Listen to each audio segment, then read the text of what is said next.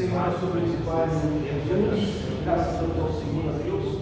E agradecemos ao Pai por esta oportunidade, a que o Senhor tem nos concedido, de estarmos aqui, meu Pai querido, nessa noite para aprender a Tua palavra. Pedimos que o Teu Espírito Santo venha tomar direção, que o Teu Espírito Santo venha nos instruir, nos capacitar, Senhor, para que nós possamos compreender a Tua palavra, para que nós possamos guardar na Tua boca o nosso coração e para que nós possamos praticar, Senhor, todos os dias, ó Pai, aquilo que nós temos aprendido, segundo a Tua palavra, nos guia, nos direciona, nos conduz, ó Pai, em nome de Jesus. Amém. E graças a Deus. Amém, irmãos? Então hoje nós vamos falar sobre o livro de Números, tá bom? Como a gente sempre faz, a gente traz lembra um pouquinho daquilo que foi falado na aula passada. A aula passada a gente terminou o livro de Levítico, né? E no livro de Levítico a gente falou algumas coisas, entre elas a gente falou da menorá, né? Os irmãos lembram do candelabro? A gente falou do candelabro, que ele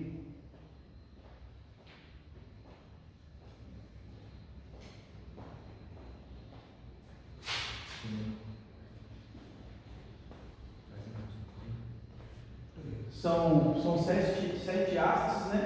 Esse menorá, que nós chamamos também de candelabro, ele tinha um posicionamento especial dentro do tabernáculo. Quando a gente lê a ordem que ia ficar os utensílios, ele tinha que ficar do lado direito, clareando o lado esquerdo, e do lado esquerdo ficava a mesa com os pães da proposição, que eram 12 pães. Só que quando Deus ordena para fazer o candelabro, que a gente chama também de a luz de Deus, quando Deus fala para fazer o candelabro, Deus fala para que eles possam fazer de forma que ele clareia a frente. Eu acho que para a gente poder entender, é quase o mesmo processo que é usado no farol de carro. Ele não tem um jogo de espelho ali dentro para jogar a luz para frente.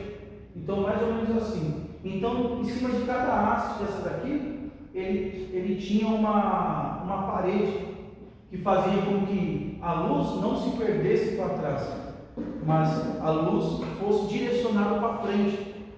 E é interessante porque se ele está clareando daqui para lá, aqui mais ou menos está a mesa, com os 12 pães. E isso tem um significado, porque os 12 pães representam as 12 tribos de Israel. Então Deus tem sempre uma preocupação em deixar a luz de Deus sobre as 12 tribos de Israel.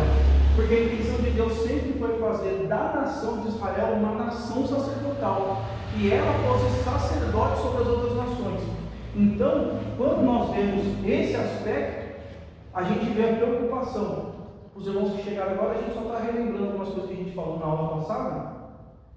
Quando a gente vê, por exemplo, o formato da cruz,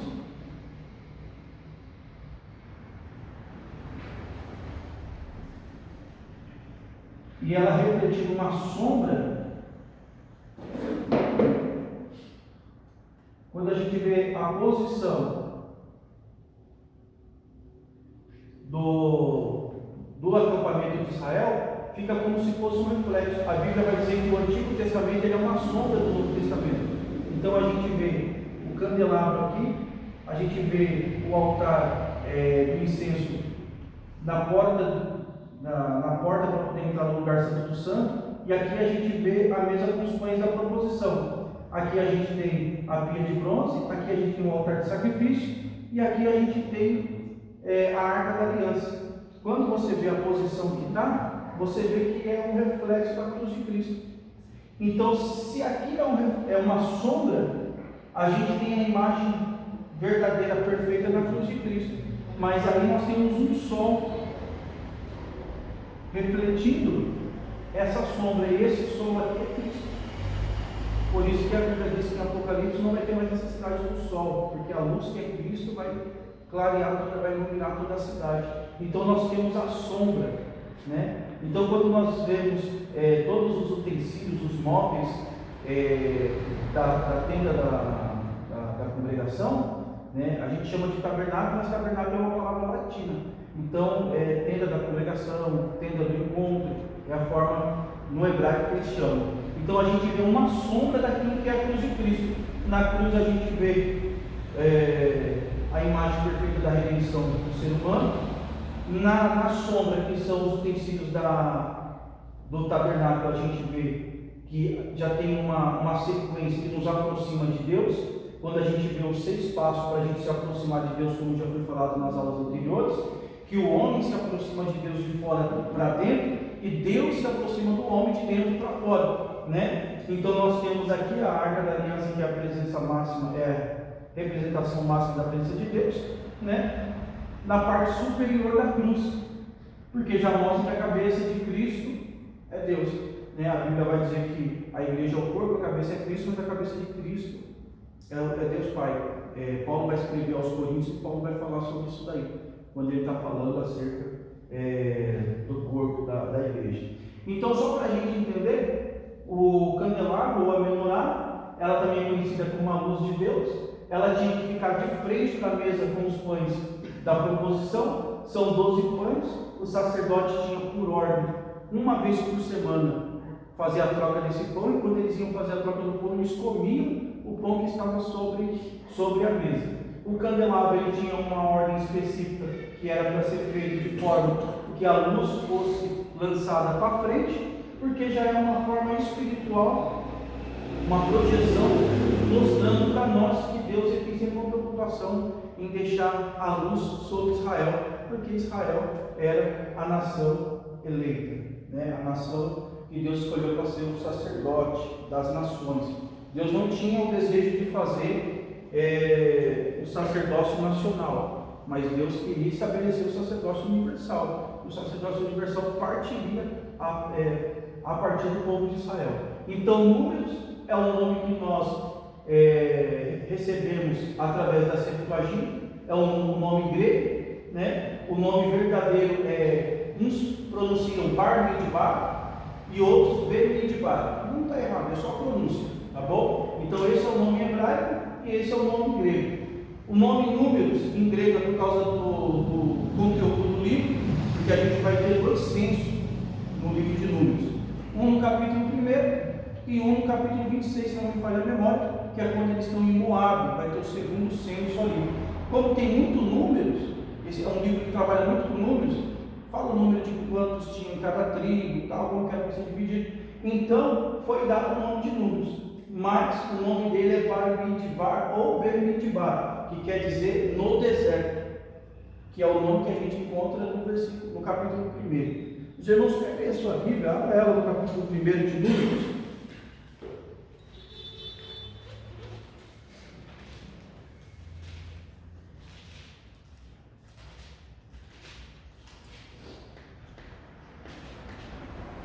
Capítulo 1 do livro de Números. Do verso 1 até o verso de número 4. Falou mais o Senhor a Moisés no deserto de Sinai. Então esse é o nome do livro, no deserto. Bar Midbar ou Ber Midbar. Falou mais o Senhor a Moisés no deserto do Sinai, na tenda da congregação. Então esse é o nome hebraico, né? A gente chama de tabernáculo, como eu falei para os irmãos, porque é uma palavra latina, mas o termo certo é tenda da congregação. No primeiro dia do mês, no primeiro dia do mês segundo, no segundo ano da sua saída da terra do Egito, dizendo: tomai a soma de toda a congregação. Então, tomai a soma de toda a congregação. Por isso tem o livro de Números, por causa do versículo 2. Né? Que em algumas outras Bíblias, acho que deve estar censo. De alguém está diferente no versículo 2? Não, está igual, senhor. Está igual? Como é a soma de todas as congregações dos filhos de Israel, segundo as suas congregações. Tomai a soma de toda a congregação dos filhos de Israel, segundo a sua geração, segundo a casa de seu pai, conforme o número do nome de todos os varões, cabeça por cabeça, da idade de 20 anos para cima. Então quando a gente olha o livro de Números, né, a gente vê que o livro de Números ele vai contar da saída do povo do Egito até a entrada de Canaã, mas levando em consideração que eles ficaram um ano no pé do Monte Sinai, né? Que a gente vê isso um pouco no livro de Levítico, mas depois desse um ano ele vai começar a contar toda a história que está sendo percorrida pelo povo de Israel, desde a saída do Egito até a entrada do pessoal em Canaã, terra prometida. Então o livro de Números ele tem 40, ele pega um período de 40 anos, a autoria dele é estimada de 1446 a 1406, lembrando que na Bíblia, o Antigo Testamento, ele vem em número decrescente, porque Jesus é o ano zero, né? Aí começa, depois da ressurreição de Jesus, ano 1, 2, 3, e por isso que a gente conta hoje 2000 anos. Então tudo que você vai ler no Antigo Testamento está em número decrescente, tá bom? Os irmãos estão entendendo até aí? O livro de Números se divide em três etapas: Monte Sinai, Cades Barneia e Moabe, né? No Monte Sinai eles ficam um ano parados lá no Monte Sinai, depois passa por um período, eles vão passar por Cades Barneia, e o finalzinho do livro, são 36 capítulos, né? O finalzinho do livro é em Moabe, tem uma batalha contra os midianitas. 36 capítulos, livro de Números. Então o livro de Números é mais ou menos mostrando a parte ordenada. A gente olha para o livro de Números e a gente percebe que Deus, ele sempre faz as coisas com ordem. Por isso que a gente tem aquela expressão forte, tudo com ordem e decência, tá? Deus, ele sempre quer trabalhar dentro da ordem. E a gente vai ver que o povo de Israel, eles tinham um temor muito grande, porque conforme foi dada a ordem de Deus através de Moisés, o povo obedecia. Então você imagina, quase de 3 a 4 milhões de pessoas no meio do deserto. Tinha uma ordem, eu mandei na aula passada a foto, né, das tendas, como é que estava, e as tribos de jeito que estavam separadas lá. Então tinha 3 tribos de cada lado, e cada grupo de 3 tinha uma família de levita, que era praticamente responsável por aquelas 3 tribos. Então tinha 3 tribos e uma família de levita que era responsável. Então a gente vê, imagina, 3 milhões de pessoas andando, mas não tinha confusão. O povo obedecia a ordem de Deus. A nuvem subia, o povo sabia que tinha que levantar acampamento. Era tudo de forma organizada, levantava o acampamento e andava. Irmãos, hoje, quando se trata do povo de Deus, a gente tem uma dificuldade. Às vezes, se tiver um grupo de 20 pessoas na igreja, a gente não consegue manter uma ordem. Só que a Bíblia nos mostra que, mesmo no meio do deserto, sem conforto, sem nada, 3 milhões de pessoas, e mesmo assim havia uma ordem quando o assunto era as coisas de Deus. Isso daí para nós já é uma missão, que às vezes a gente faz confusão com tanta coisa, né? Queremos brigar por tanta coisa, e a Bíblia, ela é bem específica. O povo, eles tinham uma preocupação, um temor, uma seriedade quando se tratava das coisas de Deus. Os irmãos, abre aí o livro de Números, capítulo 12.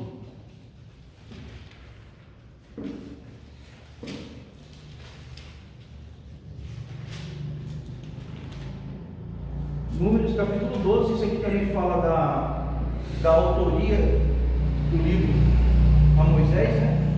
Se alguém puder ler para mim, por favor.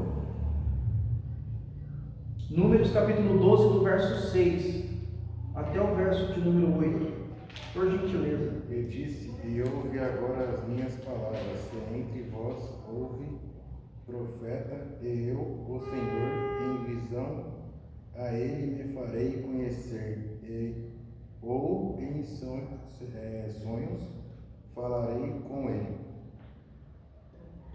Até o 8. Não assim com o meu servo Moisés, que é fiel em toda a minha casa. Boca a boca falo com ele, clamete e não por enigmas, pois ele vê a semelhança do Senhor, porque pois não quer testemunho de Olha o verso 9: assim a ira do Senhor foi contra eles e acendeu, e foi. Então, nós vemos que Deus falava com Moisés face a face, irmãos. Qualquer outra pessoa, Deus falava por enigmas, por sonhos, mas com Moisés o negócio era diferente, era face a face. Mas o que acontece? O povo está questionando, né? No contexto, o povo está questionando acerca do relacionamento de Moisés com Deus, né? Porque só com Moisés que Deus fala, a briga é mais ou menos por aí. Então, por causa disso, a gente vê a ira de Deus sobre Miriam e sobre Arão, né? Miriam, ela sai leprosa da tenda da congregação, só porque se levantou contra uma liderança. Arão não morre de início, mas Arão, quando ele vai subir no monte e vai se despir da sua veste sacerdotal, ele tirar a veste e ele morre. E ali também tem um ensinamento, porque assim, a gente não está protegido, né? Quando a gente está dentro do ministério, exercendo o ministério, a gente está protegido pela misericórdia de Deus, né? Mas quando a gente abandona isso, a gente fica vulnerável. Quando você vê a história de Lúcifer, toda a trajetória dele, a Bíblia vai dizer que multiplicava a sua iniquidade, ele fazia comércio da sua iniquidade. E por que Deus não acabou com isso lá no céu mesmo, né? Esperou primeiro acontecer aquela rebelião para poder expulsar. E a gente vê que, ao contrário do que algumas pessoas acreditam, Lúcifer não era líder do louvor no céu. Tem pessoas que pensam que ele era regente do coral angelical. Não era. Ele é um tipo de um sacerdote. E você sabe disso porque ele tem o peitoral com as pedras do sacerdote. Quando você vê Isaías, Ezequiel, que está trazendo o texto falando do luzeiro, de Lúcifer, fala das pedras que ele carregava, as mesmas pedras que o sumo sacerdote carregava no peitoral. Eu mandei uma foto hoje lá no grupo, lá das vestes do sumo sacerdote, né? Então ela tinha um peitoral com 12 pedras, as 12 pedras representavam as 12 tribos de Israel, e cada uma daquela pedra tinha um significado, né? Como ele queria ser igual a Deus, o que ele fez? Ele tirou 3 pedras que ele achava menos importante e substituiu por ouro, porque na Bíblia ouro está sempre ligado à divindade. Por isso que a gente vê a menorá, ela é ouro batido, é ouro puro ela, porque representa o Espírito Santo. A gente vê a Arca da Aliança, é ouro. A tampa do propiciatório era ouro puro. A arca ainda tinha madeira de acácia revestida de ouro, mas a tampa era ouro puro, era onde manifestava a glória de Deus. Então o ouro está sempre ligado com Deus, com a divindade. Lúcifer queria ser igual a Deus. O que ele fez? Ele tirou as 3 pedras que ele achava menos importantes e substituiu por ouro. Quando ele faz isso, irmão, aí ele está debaixo, ele sai da proteção. Já não tem mais a proteção do ministério sobre ele. E por causa disso ele acaba se corrompendo a ponto de ser expulso do céu. Você vê que às vezes tem pessoas dentro da igreja que elas brincam, né? Exercem um cargo, mas está brincando. E aí às vezes a gente está de fora, a gente olha e fala assim, meu Deus, a pessoa brinca tanto, né? Por que Deus não pesa a mão? Ainda está com um peso, ele está com uma proteção ministerial. Mas se aquela pessoa abandonar, irmãos, sair da misericórdia, sair da cidade de refúgio, né? Que a gente falou na aula passada, que havia cidade de refúgio, a pessoa cometia um crime, ela corria para a cidade de refúgio, o vingador do sangue não poderia fazer mal para ela, porque ela estava sob a proteção da cidade de refúgio. A igreja é cidade de refúgio. Aí tem pessoas que estão apontando. Mas se um dia ela falar assim, ó, não vou mais permanecer na igreja, vou para o mundo, a sentença dela está assinada.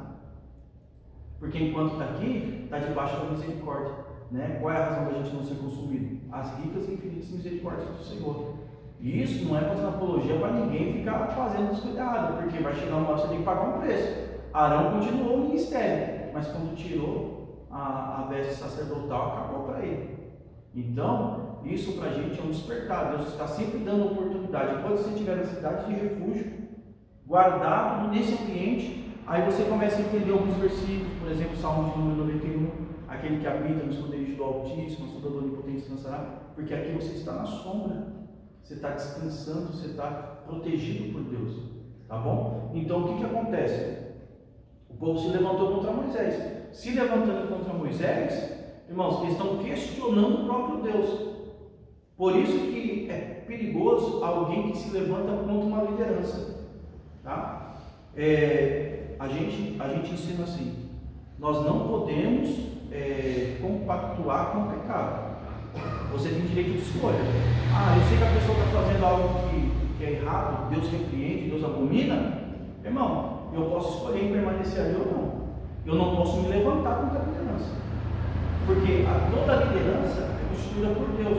Quando Saul está sem o Espírito de Deus perseguindo Davi teve a oportunidade de matar Saul. Ele falou que não iria levantar a mão contra o ungido de Deus, mas o Espírito de Deus não estava mais com Saul. Deus já tinha reprovado Saul, Deus já tinha levantado Davi, já tinha falado através do profeta Samuel que Davi era quem Deus tinha escolhido para reinar no lugar de Saul. Mas enquanto Deus não tratou com Saul, Davi também não colocou a mão. Porque é assim que Deus trabalha. Com os liderados, Deus trata através do líder com os liderados. Com o líder, quem trata é Deus. Mas fulano está no erro. Irmãos, é ele e Deus. A gente não pode compactuar. Se eu sei que aquilo está errado, qual é a minha função, o meu papel? É sair. Não está certo, eu vou sair. Eu não posso querer bater de frente, querer eu disciplinar, eu corrigir, sem ter um direcionamento de Deus. Então a gente tem que tomar cuidado, porque com o líder quem trata é Deus. E a gente sabe que a vingança pertence a Deus. Uma vez perguntaram, né, se Deus era um Deus vingativo. Com certeza é, porque a Ele pertence a vingança. Então, irmãos, quando Deus vai ter o tratamento dele com uma pessoa, você pode ter certeza, o tratamento de Deus é justo. O nosso não. O nosso é sempre tendencioso, mas o de Deus é justo. Por isso que a vingança pertence a Deus. E nós não podemos tomar parte nisso. Tá bom? Vamos falar um pouco sobre os levitas. Queria que os irmãos abrissem aí Números capítulo 3. Números capítulo 3.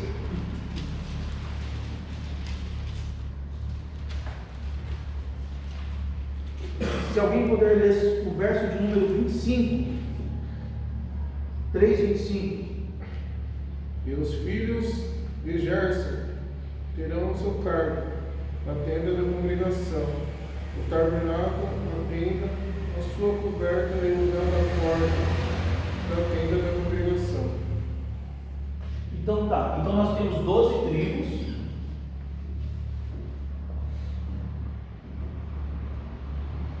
Temos 12 tribos que formam a nação de Israel. Só que não é as 12 tribos levitas. A levita é um termo usado para os filhos de Levi. Aí é para onde surgem os levitas. Então nós precisamos entender, primeiro, Abraão. Deixa eu fazer diferente aqui.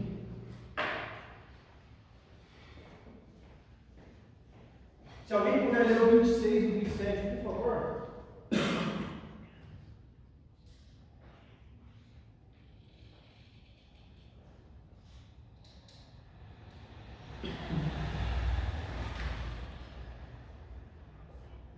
Versículo 26 e versículo 27 do capítulo 3 mesmo.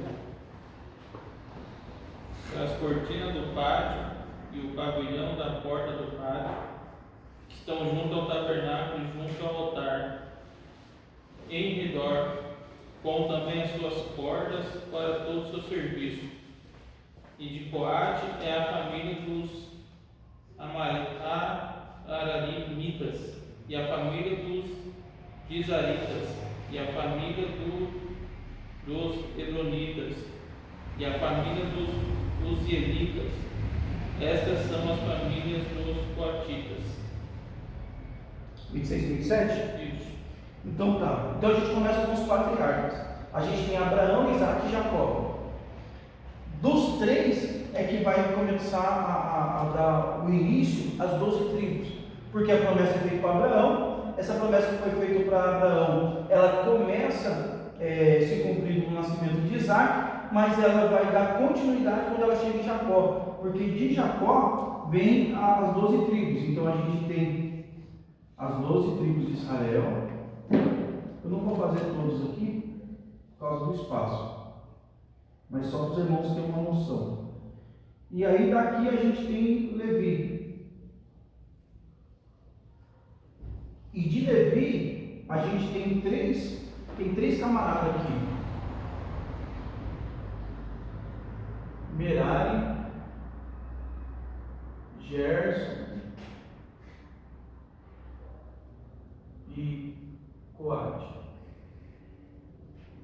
Que aí vem os Meraritas, Gersonitas e os Coatitas. Então, no verso de número 25 que nós acabamos de ler, ele fala da família de Gerson, os Gersonitas. Os Gersonitas, a função deles era só com a parte de tecido e corda, o que seria a cobertura. Então, tudo que é referente a tecido, corda, cortina, véu, pele, era a função da família do Gersonita, dos que vinham da família de Gerson. Quando a gente entende isso daqui, irmãos, fica mais fácil, porque aí a gente tem Merari, que é responsável por uma parte do tabernáculo, Gersonitas é responsável por outra parte, e os Coatitas por outra parte. E aí nós temos Arão, que é o primeiro sumo sacerdote. Nós temos Arão, que era responsável por sacrifício. Então nenhum desses três levitas poderiam fazer o que era a função de Arão fazer.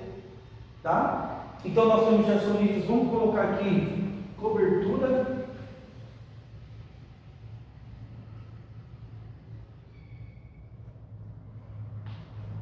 Na sequência, o verso 27, a gente falou de Coate.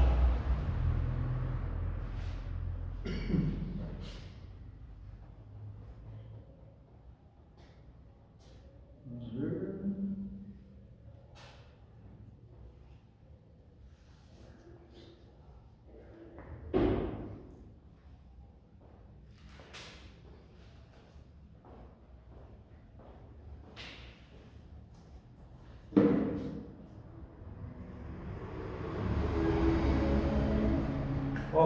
Os coatitas, eles eram responsáveis pelos utensílios, tá? Ou os móveis, qualquer dos móveis. Está no verso de número 31. Merari é tabernáculo, não é? Merari? É. Merari é a parte do física, né? Que seria madeira, estaca, essas partes, a parte física. Gerson, a cobertura, que é a parte de tecido, véu, cortina, pele.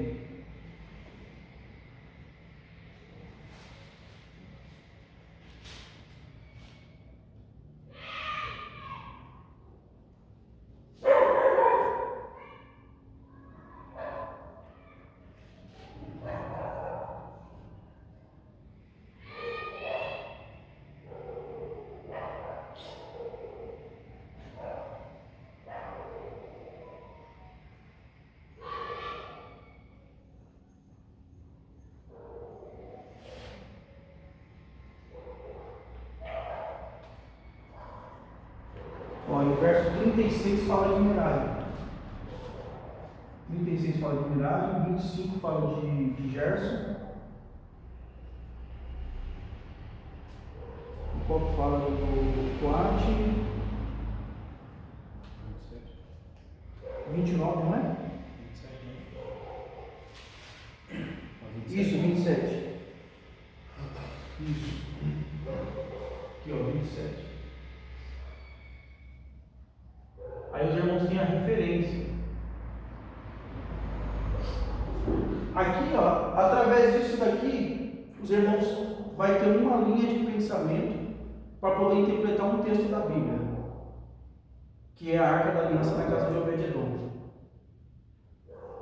Por que Uzá, sendo levita, toca na arca e morre? E Obed-edom, a arca fica na casa dele e não acontece nada, ele prospera. Tem duas linhas de interpretação. Uma linha de interpretação fala que ele é descendente de Coate, dos coatitas. Ele, na genealogia, vai encontrar ele na genealogia dos coatitas. Por isso que ele prospera.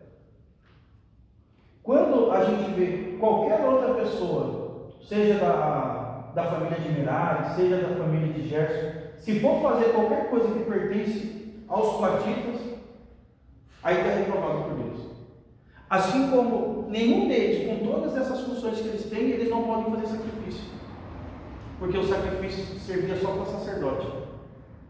E aí a gente tem Arão e tem os filhos de Arão, que eram sacerdotes. E aí, se você vê, por exemplo, eles tentar sair do ofício que eles foram chamados para poder fazer aquilo que não foram chamados para fazer, haveria morte. Trazendo para os dias de hoje, pessoas que foram levantadas por Deus para exercer determinado ofício. Se ela fazer aquilo que ela não foi chamada para fazer, corre o risco de haver uma morte espiritual. Porque quando você foi chamado para um ofício, claro que à luz da Bíblia nós temos o Novo Testamento falando que nós, agora, todos nós somos sacerdotes. Isso aqui já vai tirar todas as possibilidades de alguém falar assim, não é minha obrigação fazer tal coisa. Mas quando você entra em liderança, por exemplo,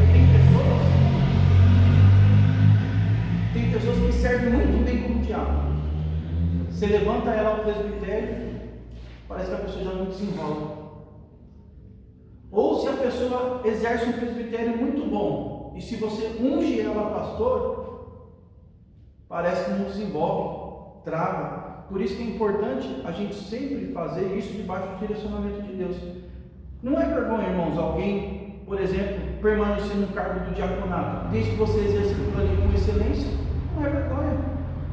Vergonha é você exercer um cargo e você não está apto para exercer aquele cargo. Foi colocado só porque o dízimo é alto, ou porque tem amizade com o pastor, ou porque é uma família que mantém alguma coisa na igreja e aí às vezes o pastor, com medo de perder, dá um cargo para poder segurar a pessoa.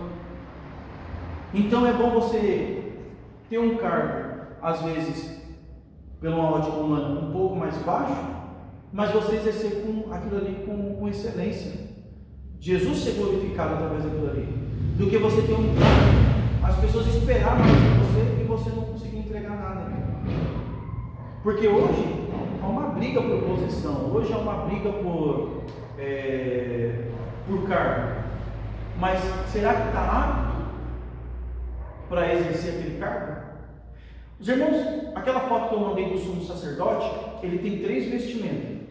Ele está separado lá, a túnica branca, né, de linho, aí tem uma túnica azul e depois tem aquele peitoral. Cada um daquilo ali tem um significado. Eu até mandei um áudio do pastor que estava no grupo lá, porque ali fala da salvação em 3 dimensões, né, a salvação do corpo, da alma e do espírito. Nós somos tricotômicos, corpo, alma e espírito. Então, quando a gente vê aquele linho fino, fala do espírito. Aquele linho fino, linho branco, ele fala do espírito. O linho azul, aquela roupagem azul, fala da alma. E o peitoral, que é o efógio, né? Tá com ele? Efógio não é o nome? Efógio. Isso daí já fala do corpo, da carga ministerial. Você vai ver que no efógio é que está as pedras que representam as 12 tribos de Israel. É onde está o Urim e o Tumim, que falava da decisão de Deus, que eles pegaram como hábito, nos 400 anos que Deus não falava, do livro de Malaquias ao livro de Mateus, eles tiravam sorte jogando essas 2 pedras, Urim e Tumim. Então, o sumo sacerdote, ele tinha o peitoral, com as 12 pedras que representavam as 12 tribos de Israel, nos ombros também tinha as 12 pedras, e também tinha ali o Urim e Tumim. Então, quando você vê aquela vestimenta, que é o linho fino, branco, fala do Espírito. Porque quando nós aceitamos Jesus, o Espírito de Deus vem habitar dentro do nosso Espírito volta à vida. Por isso que a Bíblia, lá nas cartas que João escreve, ele vai dizer assim: quem é nascido pelo Espírito não peca mais.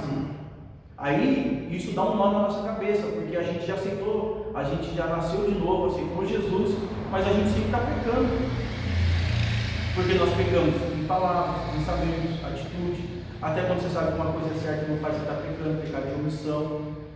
E como que tem um versículo na Bíblia que fala que aquele que é nascido do Espírito não peca mais? Porque o que é nascido do Espírito é o Espírito nasceu de novo, o Espírito de Deus habita nele, então ele não peca.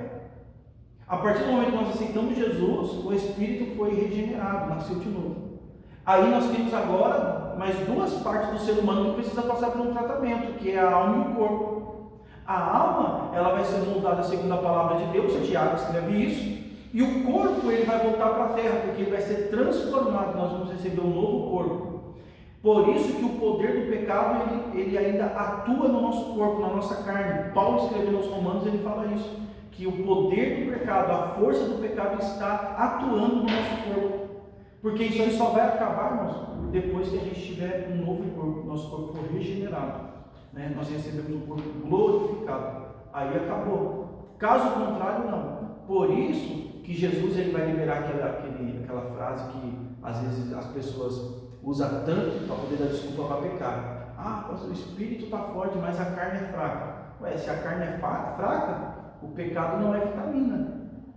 Então, para que dá pecado para a carne, irmão? Se a carne é fraca, está mais fácil de matar. Então, vamos matar essa carne. O espírito é forte, claro que é, porque já foi regenerado e para ele não vai ter mais condenação. Mas a carne não. Quando Jesus fala o espírito está pronto e a carne é fraca, mostrando para nós que isso não pode ser usado como desculpa para a gente poder dar liberdade para o pecado. Porque a carne já está fraca. Ela está sendo mortificada através da palavra de Deus e do Espírito Santo que trabalha de dentro para fora. Então nós temos a palavra de Deus que nós estamos ouvindo, ela está moldando o nosso caráter, moldando a nossa alma. Nós já temos a alma que ela já está em comunhão com o Espírito, só que ainda briga naquela vontade, ou faz a vontade do Espírito, ou faz a vontade da carne. Você sabe que quando nós pecamos de forma consciente, sabemos que é errado, e mesmo assim fazemos. Mas se nós ouvirmos a voz do Espírito Santo que fala conosco de dentro para fora, aí o negócio é diferente. Tá? Então a gente vê naquele desenho do sumo sacerdote que está lá no grupo, a gente vê a veste de linho fino branco do Espírito, a veste azul fala da alma e o peitoral ali fala da carne. Porque ministério também não é fácil, irmãos. Você levar o peso do ministério no ombro não é fácil. E aquela veste azul, aquela roupagem azul, é nas bordas dela que tem aquela romã e o sino. Porque a romã fala dos frutos do Espírito. E o sino fala dos dons espirituais. O sumo sacerdote, quando ele entrava no lugar santo do santo, para fazer expiação do pecado, né, o Yom Kippur, uma vez por ano, aí depois criou uma lenda aí falando que tinha que amarrar uma corda na cintura, porque se ele entrasse em pecado e morresse, não tinha como ninguém tirar ele de lá, então puxava com uma corda. Mas isso daí é uma lenda, tá? Isso daí não é verdade em Israel. E a Bíblia não fala nada sobre isso. Você não acha, de Gênesis a Apocalipse, você não acha um versículo, você não tem uma referência de que era amarrado uma roupa, uma corda na cintura do sumo sacerdote, para se caso ele tivesse pecado, puxar ele de lá, tá? Isso daí é uma lenda, é um costume que entrou depois. Isso daí é culpa de pessoas, alguns estudiosos que começam a misturar, por exemplo, costumes e por aí vai. Não olha as fontes que estão vindo as informações. Qualquer fonte para ele importa, não é assim que funciona. A gente tem que pegar um estudo e a gente tem que filtrar ele pelas páginas da Bíblia Sagrada. Ver se aquilo ali de fato está escrito na Bíblia, se tem coerência, se tem fundamento, ou se é algo que alguém da sua própria imaginação que trouxe. Da onde surgiu isso daí? Então a gente precisa se preocupar, né? A gente precisa separar o que é uma aplicação que alguém usa em cima do altar, uma analogia, do que é aquilo que a Bíblia verdadeiramente fala.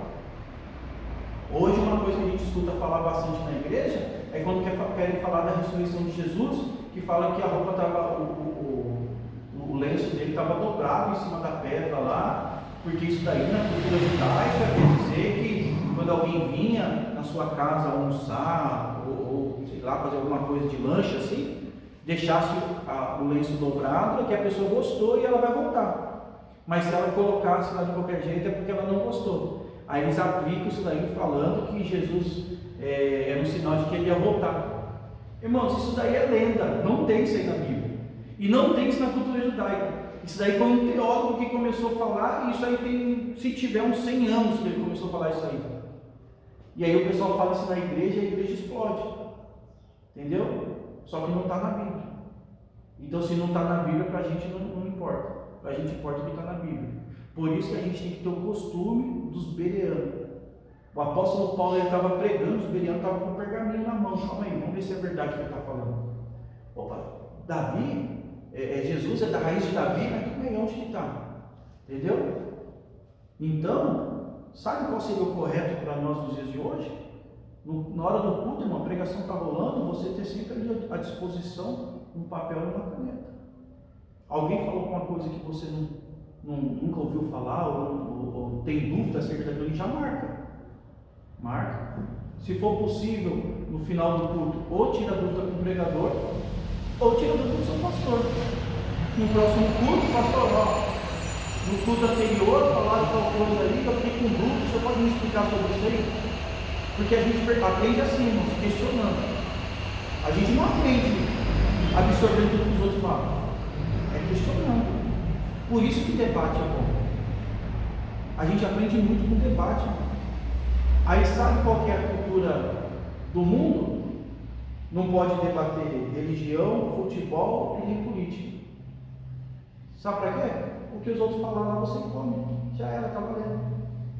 Porque se você debater, você vai conseguir tirar o que é mentira e vai manter só o que é verdade.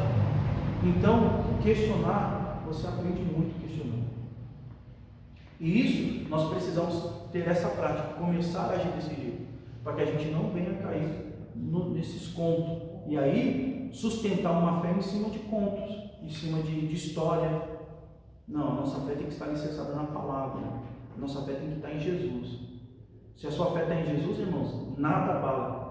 Pode vir o que for, crise, porta de emprego fechada, enfermidade bater na porta, a sua fé é inabalável. Alguém que tem a fé inabalável, irmão, o diabo sofre. Ele bate em retirada. Por que ele vai questionar Jesus? Né? Depois do batismo, Jesus é levado ao deserto pelo Espírito, mas Satanás vai tentar ele lá no meio do deserto. E ele bate de frente usando a palavra. A gente precisa. Sabe qual é o nosso problema? É que a gente gosta muito de ouvir e pouco de ler. A gente aprende ouvindo, mas a gente aprende mais ainda lendo. Porque quando você lê, você lembra de dar. Não, isso não está. Entendeu? Então a gente precisa ter esse hábito de examinar as Escrituras. Jesus, ele repreendendo os fariseus, ele vai falar assim: olha, vocês não procuram a vida eterna? Examine a Escritura, porque é de mim que ela fala. Então, se a gente examinar as Escrituras, não ficar só com aquilo que a gente ouve, irmão, você vai ver como que Deus vai usar a gente de forma poderosa nessa terra. Aí pode vir, hoje a gente está rodeado de seitas e heresias. As pessoas, se os irmãos parar para ver, quem é de seita, eles têm mais coragem e ousadia do que quem é cristão. Os caras saem para evangelizar, todo domingo de manhã está batendo na porta dos outros. Já vem com um texto ali marcado, irmão. É tanto que se você tentar tirar eles fora daquele roteiro ali, os caras se perdem. Já vem com um texto ali, ó. E os cristãos não sabem. Os cristãos uma hora está firme, outra hora está fraco, né? Uma hora acredita no batismo do Espírito Santo, outra hora não acredita no batismo do Espírito Santo. Uma hora acredita que os dons ainda estão nos dias de hoje, depois já acredita que os dons não estão mais nos dias de hoje. A gente tinha um irmão que gostava muito do movimento, saía no mover do Espírito Santo. Aí encontrou um rapaz aí, o cara, se o diabo passar perto dele, quem sai endemoniado é o diabo, irmão. O cara já passou por todas as religiões que você imaginar. O cara começou a questionar: mas isso aí não existe, isso aí não existe, isso aí não existe. O menino morreu espiritualmente. Morreu espiritualmente. Não acreditava mais em dom, não acreditava mais na manifestação do Espírito Santo. Começou a questionar acerca das coisas da Bíblia. O menino morreu espiritualmente. Mas por quê? Não tinha o hábito de estudar a palavra. Se alimentava só de campanha. Aí campanha, o pregador vem, fala o que quer, a pessoa vai embora com aquilo ali.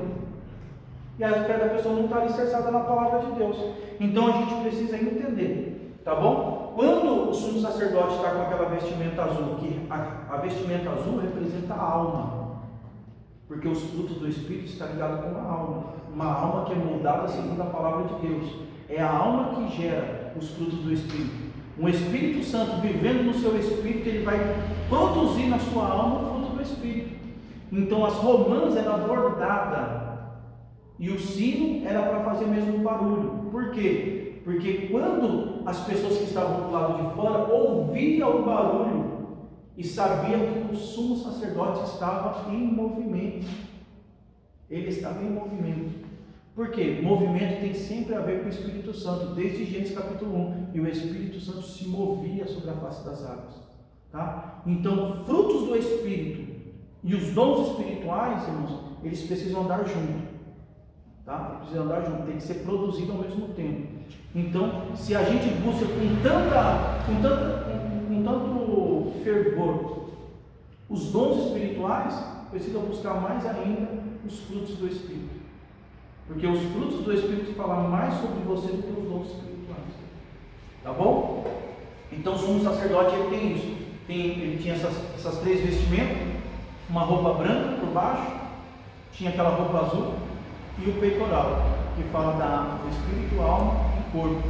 Né? E nós sempre falamos corpo, alma e espírito, assim como nós falamos do terceiro céu. Né? Deus habita no terceiro céu.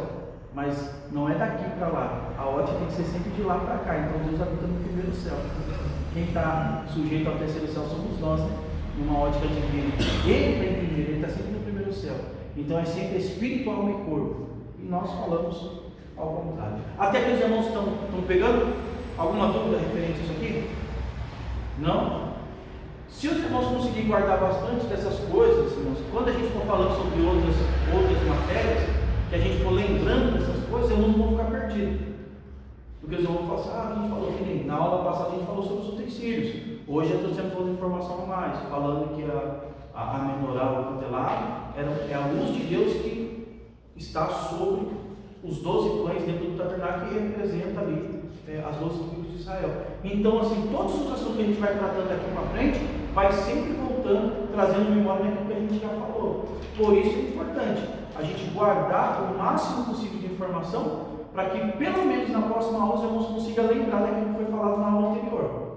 E se os irmãos conseguirem ir guardando isso na mente, por exemplo, tem pessoas que não sabem que os levitas se dividem em 3 famílias. Tem pessoas que acham que levita é levita, todos eles fazem todos os serviços, e não é. Cada um é responsável por uma parte do serviço, tá bom? Então a gente precisa ter esse discernimento para saber quem é quem é da família de Merari, quem é de Gerson, quem é de Coate, família de Arão. Pastor, essa família de Merari tem a ver com alguma coisa com maçonaria, já ouviu falar? Com maçonaria? É. Então, na verdade a maçonaria, ela está ligada com Salomão. Sim. Ela é ligada diretamente com Salomão. Eu estava vendo, não sei se era para estar até pesquisando aqui, estava vendo estudo, eu vi esse um cara colocou assim, e começou com, acho que, essa família de Merari, eu acho.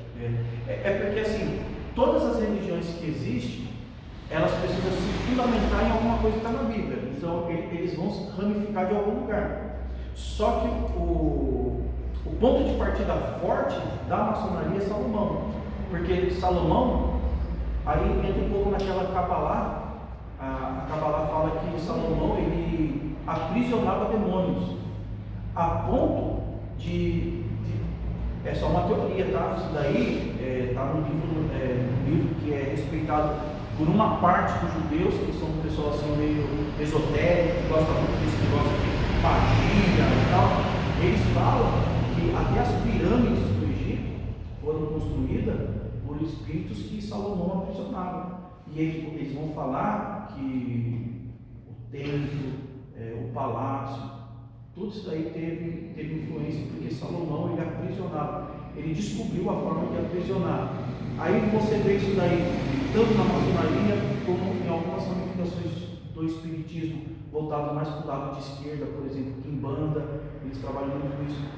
Hoje tem tem uma religião que está crescendo muito aí, luciferiana. Eles pegam muitos símbolos assim, voltados para o lado de Salomão, por causa disso. Eles têm como Salomão como a pedra principal dessas religiões. E não sei se o irmão sabe, mas Salomão não foi salvo. Salomão teve tanta sabedoria, né? A gente vê os escritos de Salomão, mas quando você vê a trajetória de Salomão, você percebe que ele só foi decaindo. É tanto que o culto a Moloque só foi introduzido na terra de Israel através de Salomão, de uma das mulheres que ele tinha. Então você imagina, alguém que serve o Deus vivo e verdadeiro, permitir uma adoração a um Deus onde você tinha que sacrificar uma criança, tinha que dar uma criança viva, jogar no meio do fogo. Isso aí foi introduzido através de Salomão, a história traz através de Salomão isso daí. Então assim, Merari não tem uma ligação direta, mas é que genealogia é um pouco maçante, é mais chata de ficar falando, porque além dos nomes serem difíceis, você tem toda aquela raiz da genealogia, mas quando você vai puxando a raiz da genealogia, aí é nisso que eles vão fazendo essas montagens, né? E aí eles vão trazendo, porque uma pessoa vai questionar acerca de outra religião, aí a pessoa fala, mas está na Bíblia, e é assim que eles falam. Todas as religiões que hoje tem, você começa a conversar e vai ver ela na raiz dela, elas vão falar de um dilúvio universal, elas vão falar de um primeiro casal que foi implantado, que deu origem à humanidade. Não aceita a Bíblia, mas eles pegam o texto da Bíblia, porque não tem como fugir disso. Amém? Mais alguma dúvida? Alguém quer falar alguma coisa? Isso aí que você está falando é verdade, porque lá na empresa, lá, que trabalhava comigo, tem um rapaz que trabalhava lá, ele era da parte da maçonaria, e ele usava muita Bíblia assim para falar comigo. Sim. Ele pegava muita parte da Bíblia e eles acreditavam, mas só que eles não aceitam a Bíblia, não aceitam isso. Isso aí é a pura verdade. Na verdade, todas as religiões elas acabam sendo falhas por causa disso. Eu vou mandar no grupo lá, eu comprei uma coleção de livros que é apologéticos. Ele pega as maiores religiões, as que estão em destaque agora, e eles traz tudo que elas acreditam e os pontos fracos delas. E eles trazem todos: budismo, catolicismo, testemunho de Jeová, hinduísmo. Aí você pega essas religiões e você começa. É muito bom. Se os irmãos tiverem a oportunidade, compra. No Mercado Livre, eu acho que eu paguei R$70. Se não me falha a memória, vem 6 ou 7 livros. E cada livro trabalha mais ou menos de 4 a 5 religiões. E eles mostram os pontos fracos. Isso é bom porque às vezes você vai chegar um momento da sua vida que você vai ter que encarar uma dessas pessoas para conversar. Eu tive uma pessoa assim. Eu fui no borracheiro mexer no carro, pneu do carro, e chegou lá um rapaz se apresentou, mas não quis falar de que religião que era, começou a perguntar as coisas meio por cima, só que com a forma que ele conduziu o questionamento, eu percebi que ele era TJ. E aí quando eu percebi que ele era TJ, aí foi quando eu comecei a ter argumento para poder deixar ele em silêncio. Porque eles não aceitam Jesus como Deus. Eles falam que Jesus é Deus, mas é um Deus menor. Só que a gente sabe também que na religião deles, eles acreditam em um só Deus. E como que você vai acreditar em um só Deus? Jeová é Deus. Jesus é Deus, mas é um Deus menor. Calma aí, não existe Deus maior e Deus menor. E foi a partir daí que eu comecei a ter argumento para poder conversar com ele, e aí ele bateu em retirada. Mas eu achei que era uma pessoa que estava com curiosidade para saber acerca da Bíblia, a gente foi conversando, e eu percebi que ele foi tentando me colocar em sinuca, sabe? Querendo deixar eu sem saída. E aí foi lá que eu percebi. A forma que ele estava se expressando, eu percebi. Aí quando eu peguei o ponto que eu achei, eu falei assim, opa, já identifiquei que religião que ele é. Aí eu fui e bati em cima. Quando eu comecei a bater em cima, aí ele começou a recuar, até o ponto que ele foi embora. Você já quer falar algo? Não? Então é assim, é muito bom, irmão, é muito bom. A nossa regra de fé é a Bíblia, só que tem bastante livros apologéticos que nos ajudam muito, tá? Porque senão a gente vai ser engolido aí pelas coisas que as pessoas, que o mundo quer nos obrigar a aceitar isso daí como verdade. Ó, o livro de Números, ele se divide em 3 etapas, né? Sinai, que é Cades Barneia e Moabe. Moabe já é o finalzinho do livro de Números, tá? Daqui nós já vamos iniciar Deuteronômio. Só que ele tem 5 divisões no livro de Números, que é a primeira eu coloquei do capítulo 1 ao capítulo 4, é como se fosse um esboço. Do capítulo 1 ao capítulo 4, ele fala sobre o censo e a organização do povo. Tá? Então, o capítulo 1 ao capítulo 4 está trabalhando nisso daí. O censo e a organização do povo. Né? Eu iniciei falando que Deus ele é muito organizado nessas coisas. Se nós temos o livro de Levítico, onde ele exige a santificação e o coração dos levitas tratado para que possa adorar a ele, nós temos no livro de Números a organização. Deus gosta de organização. Tá? Então, do capítulo 1 ao capítulo 4, o censo e a organização do povo. Do capítulo 5 ao capítulo 10, nós temos a purificação e a consagração do povo. Do capítulo 5 ao capítulo 10, nós temos aí a purificação e a consagração do povo. Esse esboço é bom porque assim, os irmãos vão conseguir identificar determinados assuntos. Porque, por exemplo, a purificação da mulher imunda, né? Aí é bom que os irmãos gostam de pregar, vai falar sobre a mulher do fluxo de sangue. Para você falar sobre a mulher do fluxo de sangue lá no Novo Testamento, você precisa saber qual era o período de purificação, como que era tratado. Então, em Números tem tudo isso daí. Tá? Fala da consagração, fala da purificação, como que cada doença tinha que ser tratada, qual era o período da purificação, qual era a oferta que tinha que oferecer, depois de quanto tempo tinha que se apresentar ao sacerdote, qual vai ser a forma que o sacerdote vai examinar.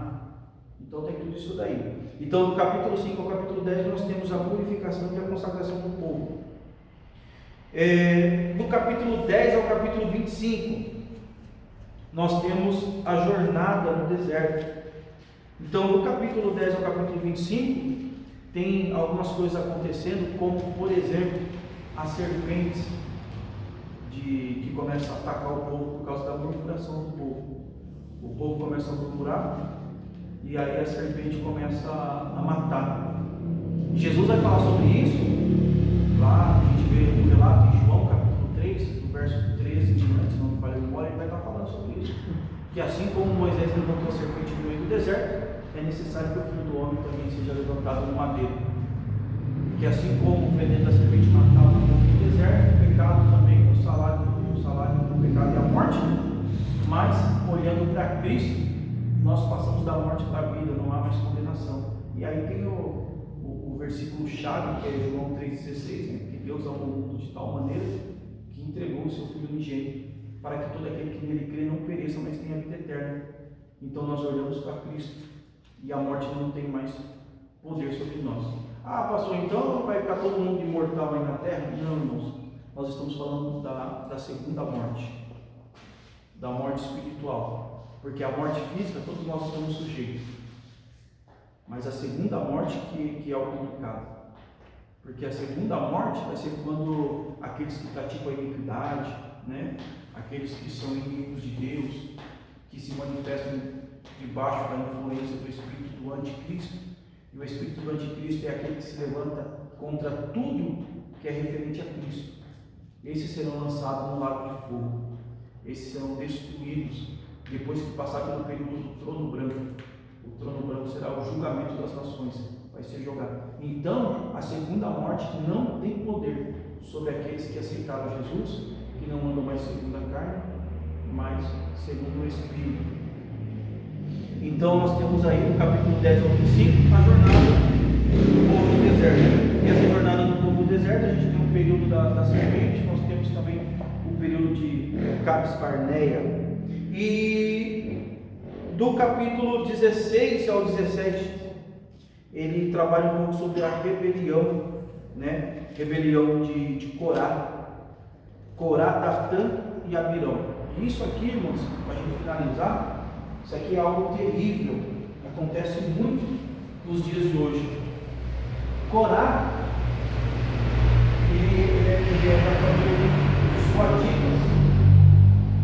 A responsabilidade dele era com os móveis que estavam dentro do tabernáculo. Corá já tinha para ele o privilégio de fazer parte da família dos Coatitas. Já tinha o privilégio de trabalhar, irmãos, com os móveis, com os utensílios. Quando a nuvem levanta e o povo precisa levantar acampamento, então já era desmontado. Quem era responsável pelas cortinas pegava as cortinas, levava. Quem era responsável pela parte física, estrutura, né, madeira, já tirava. Quem era responsável pelos utensílios, pelos móveis, já tirava. Só que aí ele é influenciado por Datã e Abirão. Datã e Abirão não tem nada a ver com levita. Ele é descendente da tribo de Rúben. Tem nada a ver com levita. A Bíblia não deixa específico, mas a gente pode entender duas teses. Ou Corá estava insatisfeito com a função dele e ele quis ganhar força, começou a fermentar os outros, ou os outros estavam insatisfeitos com a função e fermentou Corá para que pudesse ganhar peso. Não, então de um levita do nosso lado. Já viu que Corá estava oscilando, Corá vem do nosso lado. Então a partir daqui que a gente vê o episódio da escolha de Deus, né? Deus pede para eles serem deuses sensatos. São, se não me falha a memória, 260 famílias que se juntam a eles, né? Nessa rebelião contra Moisés e Arão. Eles vão acender o incensário, lembrando que o incensário só poderia ser aceso por sacerdote. Então era só Arão e os filhos de Arão que podiam acender. Os outros não podiam. Nem Corá poderia acender. Mas aí Deus dá essa estratégia para Moisés. Manda eles acender o incensário. Deus reprova, pega a vara. Cada líder de família pega a vara em terra, de cada tribo, né? E aí a vara que florescer é quem eu escolhi para o ministério. E aí a gente vê que a vara de Arão floresce, porque o pensamento deles é Arão é irmão de Moisés está puxando a sardinha para a família dele, e Deus não trabalha com isso. Deus não trabalha com esse jeitinho brasileiro. É tanto que quando os filhos de Arão morrem, Arão queria enterrar os filhos. Deus manda Moisés falar para ele assim: ó, você não vai poder sair do templo, não vai poder ter o prazer de ter os próprios filhos. Chama familiares, os familiares vão lá, enterram, faz o que tem que ser feito, mas Arão não. Então você vê que com Deus não tem esse negócio de meio termo, não. Família é família, ministério é ministério.